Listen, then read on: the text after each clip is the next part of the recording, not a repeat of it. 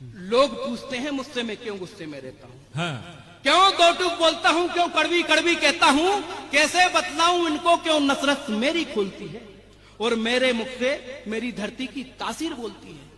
हमें भूलने की आदत है, भुला दिया है गौरव को, अपनी मिट्टी की खुशबू को भुला दिया है सौरभ को।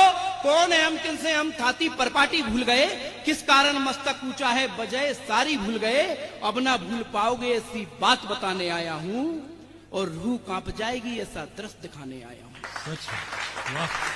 पन्ने पलट रहा हूँ अब उस हाहाकारी पुस्तक के जिसको लिखते वक्त कपेते प्राण अपनी अंबर तक के। नगर चंदेरी जिसको पहले चंदगिरी सब कहते थे, राजा राय चंजू उस पे सुख शांति से रहते थे, जिनकी शूरवीरता का राणा सांगा ने मान दिया और प्रेम से उन्हें मेदिनी राय न्यायिक नाम दिया।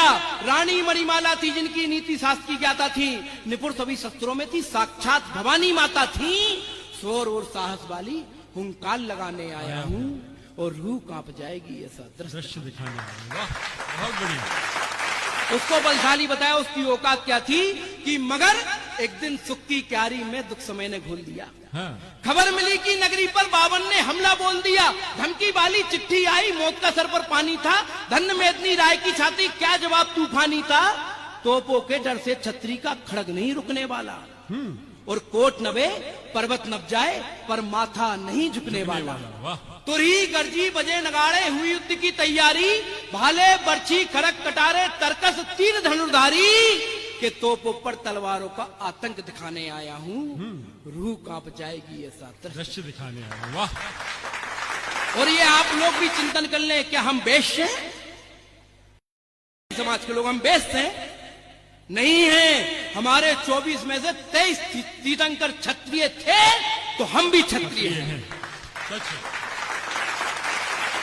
और वो युद्ध कैसा लड़ा, हमारे पूर्वजों ने कैसा लड़ा युद्ध कि सनन सनन अरु खनन खनन जब निकली म्यान से तलवारें, बिजली जैसी टूट पड़ी उड़ती थी रुद्र भरी धारे, कटे हुए सर उछल रहे थे गिरते पड़ते अड़ते थे और क्षण भर को ऐसा लगता था बिन मस्तक धन लड़ते थे।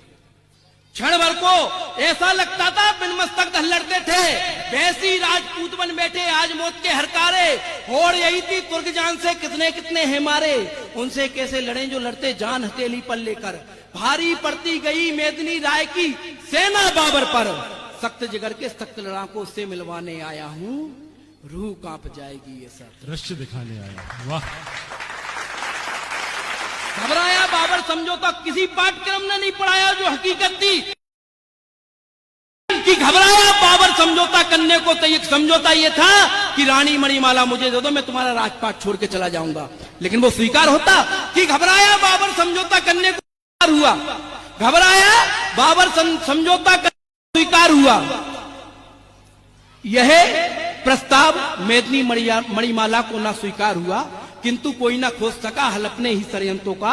हाय हाय रे हाय बही रोना घर के जे चंदों का, खासम खास खंगार वंश का हेमत कान बिका ऐसा, जीती बाजी पलटी खोला रात को घर का दरवाजा।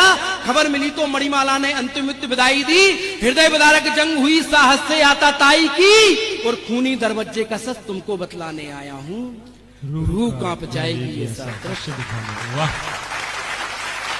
इधर मेदिनी राय दिखा सूरत वीर गति को पाते हैं, उधर मणिमाला के पग जौहर के दीप सजाते हैं। डोल गया इतिहास कलेजा देख एक छत्राणी का, शिशुओं के संग दाह करेंगी निर्णय था महारानी का। मुंदरी रोली सिंदूर कुमकुम मेहंदी वाले हाथों का, और एक चिता में जौहर होगा 1600 माताओं का। वाह। इतना बड़ा जौहर कि एक चिता में जौहर होगा 1600 माताओं का। खून सने गढ़ के आंगन में गीत मिलन के गूंजे थे, अग्नि ने बढ़कर सतियों के पांव भाव से पूंजे थे। वो मणिमाला के जौहर की पावनता गाने आया हूँ। रूह कांप जाएगी ऐसा दृश्य दिखाने आया। बहुत बढ़िया, बहुत बढ़िया। अंतिम वक्त जब बावन ने अपने आप को ठगा महसूस किया, जब उन आग की लपटों में से एक तीर निकल कर आया, वो बाबर के मस्तक पे लगे हुए मुकुट को धराशायी कर दिया। 15 कोस तलक चिंगारी उठी तो बाबर घबराया, खड़े रोंगटे हुए धरा के अंबर थर थर थर्राया।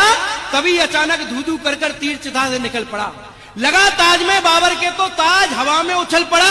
मची खलबली बाबर कांपा, सेना रे रे कपती थी, और नजर पड़ी तो देखा रानी धनुष बाण ले जलती थी। धन्य ऐसी सती रानियां, राजपूताना धन्य बड़ा, धन्य चनेरी की धरती को, इसका जिस पर शिखर खड़ा, उसी चनेरी की माटी का तिलक लगा कर आया हूँ, वाह। रूह कांप जाएगी ये सादर। बहुत बढ़िया सौरभ, बहुत बढ़िया, बढ़िया बढ़िया। भारतीय हो तो भारतीयों का सम्मान।